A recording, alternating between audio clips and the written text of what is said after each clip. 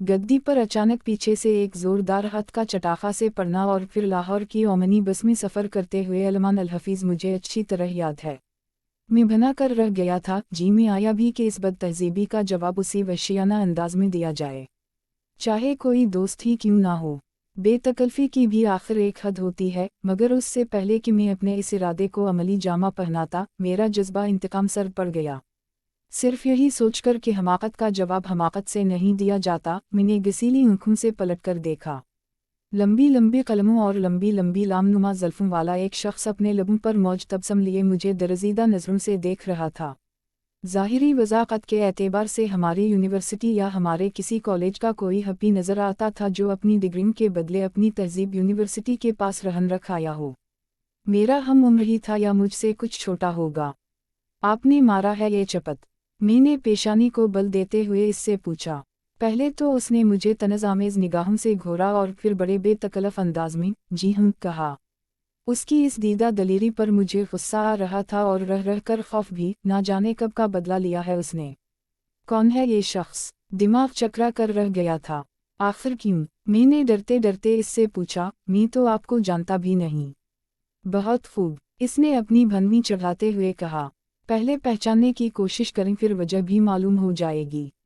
इसने इस अंदाज से ये बात कही थी कि मेरा गुमान यकीन में बदल गया और मैं ये सोचने लगा कि अच्छा ही हवा जो अपने थप्पड़ को उस शख्स के रुखसार से रस्म आशनाई हासिल करने का मौका ना दिया, वरना आज वो घड़नत होती कि सारी जेंटलमैनी करकरी होकर रह जाती और फिर बस में सफ़र करने का नाम ना लेते। साहब मुआफ़ कीजिए, मैंने ज़रा संभल कर मौदबाना लहजे में कहा।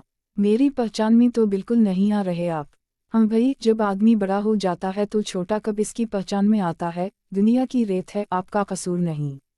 मैंने ये सुना तो कुछ जान में जान आई और इसके साथ ही मैंने अपना माजी टटोलना शुरू कर दिया, क्योंकि बात ही इतने एतमाद से कही थी इसने। ये स्कूल से कॉलेज और फिर कॉलेज से दफ्तर तक के तमाम अदवार पर नज़र दौड़ाई, बहतीरा जहन पर जोर डाला, मगर उसी नतीजे पर पहुंचा कि उसे धोखा हो रहा है। मैं इसका कभी दोस्त नहीं रहा। दोस्त तो यूं भी मैंने कभी बनाया ही नहीं, और फिर इतना बेतकल्लफ दोस्त। पनाह पनाह, खुदा की पनाह। और अगर सिर्फ राहवाओ रस्म ही को दोस्ती पर महमूल कर लिया जाए तो वो भी हमेशा सलाम दुआ तक ही महदूद रही है। अभी मैं उसी उलझन में था कि मुझे ख्याल आया कहीं ये जवाद का दोस्त तो नहीं, क्योंकि इससे पहले भी कई बार इसके दोस्त उसी तरह मुझे मश्क सितम बना चुके थे।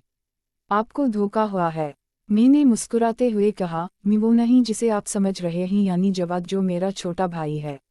मुआफ़ कीजिए, इसने चुंक कर कहा। मुझसे बड़ी गलती हुई है। मुझे याद आया, जवाद ही उनका नाम था, बिल्कुल आप जैसे। इतना कहा और शायद एहसास शर्मिंदगी से अपनी गर्दन झुकाकर वो कुछ सोचने लगा। मैंने कहा, कोई बात नहीं, आप परेशान ना हों, बस ज़रा एहतियात रखें आइंदा के लिए, नज़रें अक्सर धोखा खा जाती हैं।